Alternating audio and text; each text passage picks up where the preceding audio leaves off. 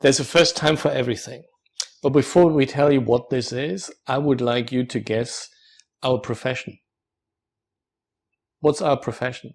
We look sad. We don't seem to have a soul. So what is it you think?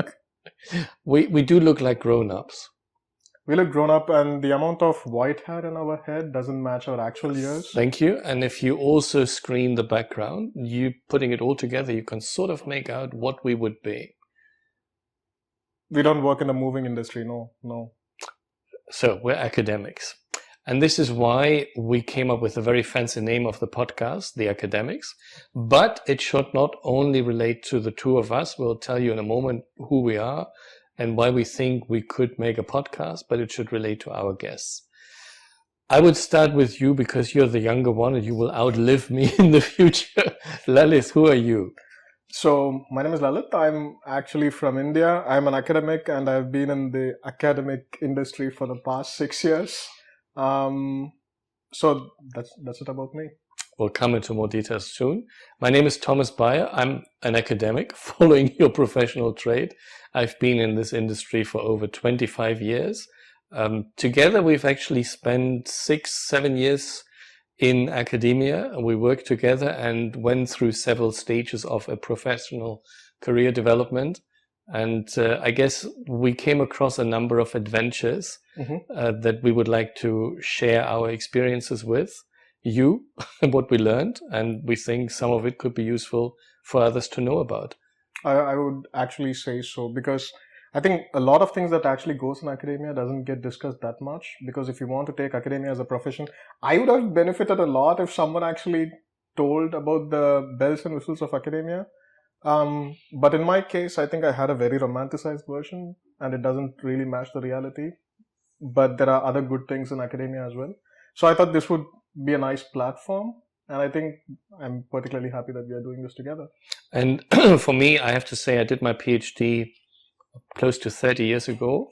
And I am really surprised to see how much the perception towards a PhD, for example, just taking this as one academic degree, but also towards choosing candidates for a PhD position has changed compared to when I did it. And, you know, I'm grateful to you in a way because you're 20 years younger than I am, but we've gone some of this path together. And I'm grateful for you for letting me in on some of the thought processes that go with it. And I learned a lot about it, and I would like to personally share that with you. We thought of doing this in conversations on specific topics among the two of us, but sometimes we would invite guests who we trust and who we had the opportunity to engage with in the past. And we think this would make for a jolly conversation that could be of interest to others. What topics do you think we would be picking up in this podcast? I think for the start, we were actually thinking just about academia, because there is a lot that you can talk about, whatever goes in the ivory tower. Considering there is a lot of transition outside saying how ivory tower might actually be the slavery tower. So that can be one of those. But I think we should also talk about interesting stuff that we encounter in academia who are actually from the non-academic part.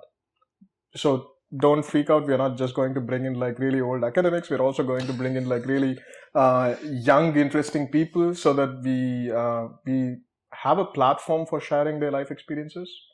I mean, where we ask questions and interact and see what we can learn from each other. So that would be an overall theme of this podcast.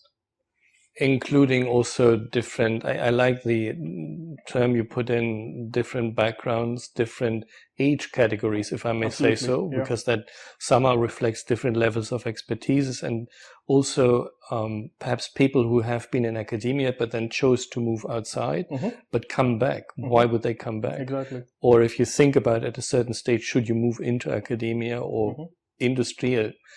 Decision we frequently are being exposed to when we want to employ PhD students, right? Especially after PhD as well. Exactly, yeah.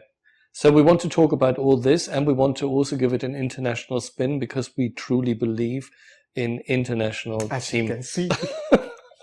in international teamwork. I think both of us have benefited from it a great deal. I would say yes. And that's something we would like highly advocate, but also share some of the experiences we had as foreigners in other countries, moving into academia.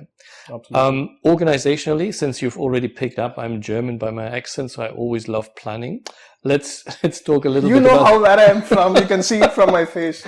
Let's talk about planning. So we ideally, every plan is big, but we plan to release it every week. Yeah. Probably on Saturday.